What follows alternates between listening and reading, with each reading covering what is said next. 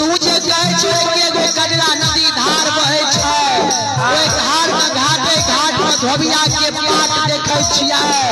आ ओ धोबिया के पाट में धोबिया धोबिनिया सोरी से बोरी तक के कपड़ा खींचे छै, आ कपड़ा खींच के सब गंदगी के कजरा में गिरावे छै।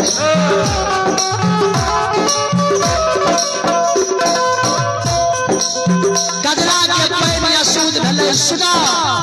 प्यास ने माने धोबी घाट, भूख ने माने बासी भात, नींद ने माने टूटी खाट, प्रीति ने माने ओछी जा।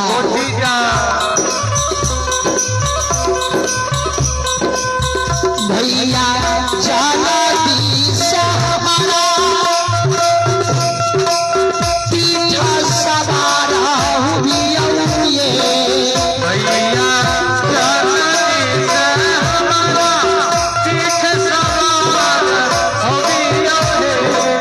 साहेब चला साहेब कजला नदी हारा चला हो, भैया चला साहेब कजला नदी हारा चला हो।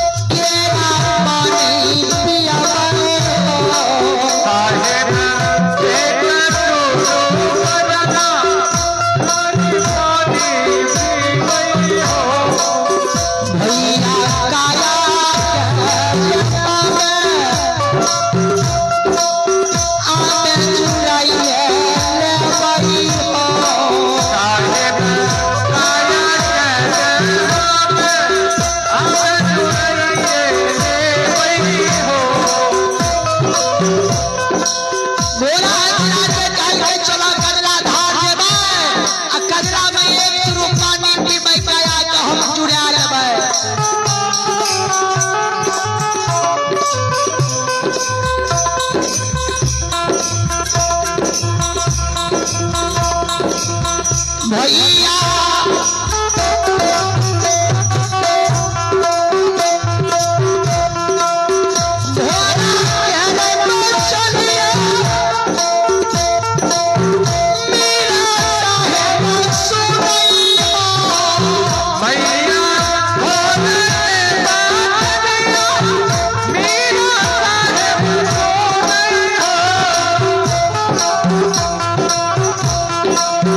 ए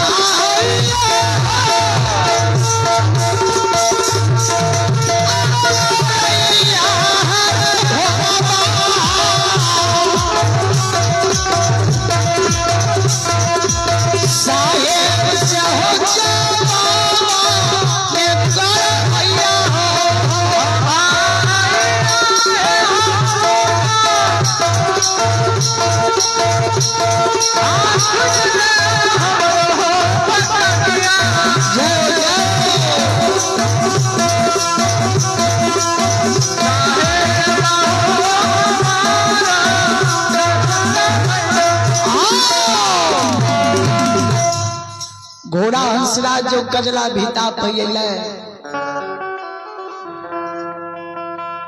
कजला भीता पर घोड़ा खार भेले चारों प्यार के रोपे साहेब के कहे भैया हमरा पीठ पर से तो उतर जा मुख के लगाम के खोल दो आ पेट के पेटारिस के ढील क्या दो घोड़ा के समान के मीरा साहेब को सुनैया घोड़ा के पीठ पर से उतर गेले मुख के लगाम के खोल दल पेट के पेटारिस के मीरा साहब ढील क्या दल के घोड़ा हंसराज कहल के तनिए हमरा तो कजला नदी में धसा दहोते जैने मीरा साहब कजला नदी में घोड़ा हंसराज के धसबे और घोड़ा के शरीर से जे आग के बगोला चले छन छन प्राण उड़े से घोड़ा आ वही कजला नदी में मुंह के रोप दल के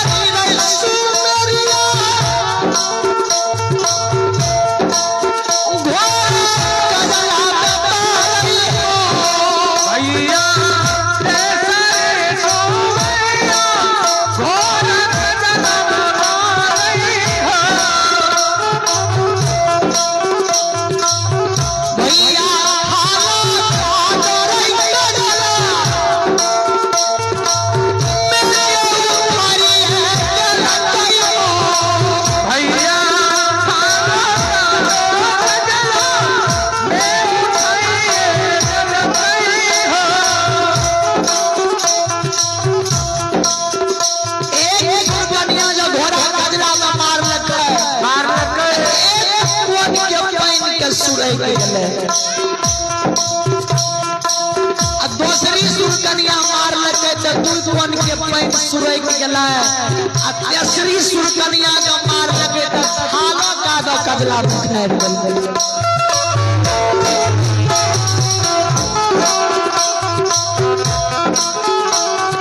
खाना का दो जे कजला नदी में उठार देलकै भैया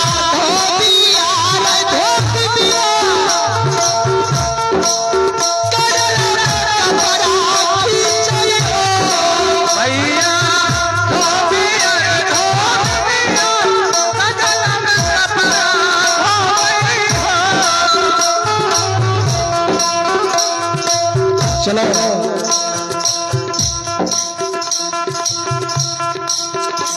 अब ग्रामीण मंडली से हम आग्रह करबे आज सब एकजुट भए गाबियो नियमानुसार विधि विधान के अनुसार भक्ति के संपन्न करियो किया